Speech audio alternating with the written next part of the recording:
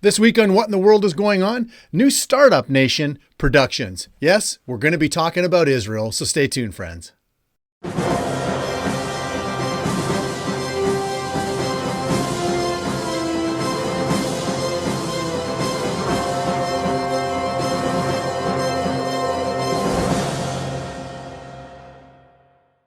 Fellow colleague Tim Munger reported that a couple days ago, informing us of two new medical developments in Israel, stating that Ion, an ophthalmic startup, has raised $25 million in Series C funding to expand clinical trials for their corneal transplant to treat corneal edema.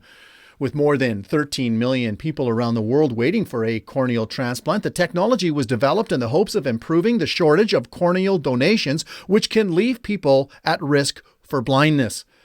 Currently, trials are occurring within Israel at Rambam Medical Center and other clinics, along with international trials in Germany, Netherlands, and Spain. Ion has raised a total of $36 million so far. Wow, friends, that is good news.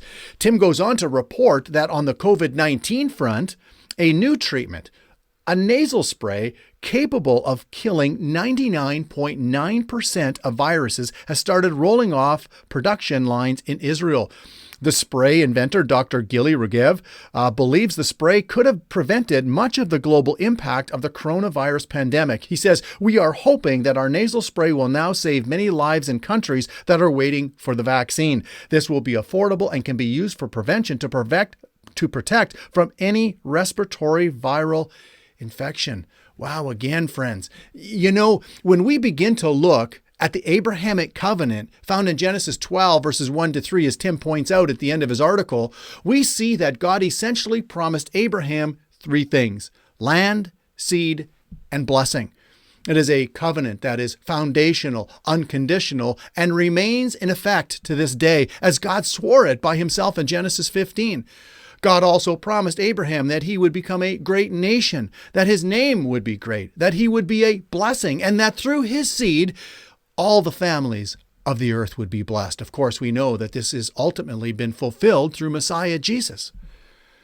And friends, when we ponder those thoughts, we should immediately realize that we owe the Jewish people much.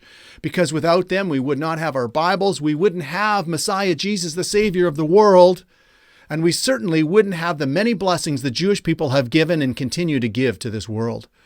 Did you know, friends, that out of 900 Nobel Prize winners given out from 1901 to 2018, at least 203 of them have been Jewish?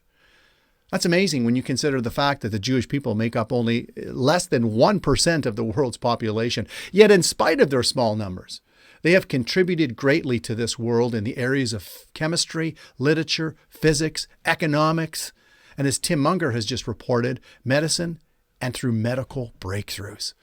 So really, instead of cursing the Jewish people as so many in the world have done and continue to do so, let us thank them and thank God for them. Let us be thankful for the innovations that they have created in order to make our lives better. And most importantly, friends, let us never, ever forget that through them, God brought the Savior of the world, Messiah Jesus, the greatest gift ever given to mankind. So until next time, this has been What in the World is Going On with the Friends of Israel Gospel Ministry. Have a great night, everyone, and have a wonderful and happy Resurrection Sunday.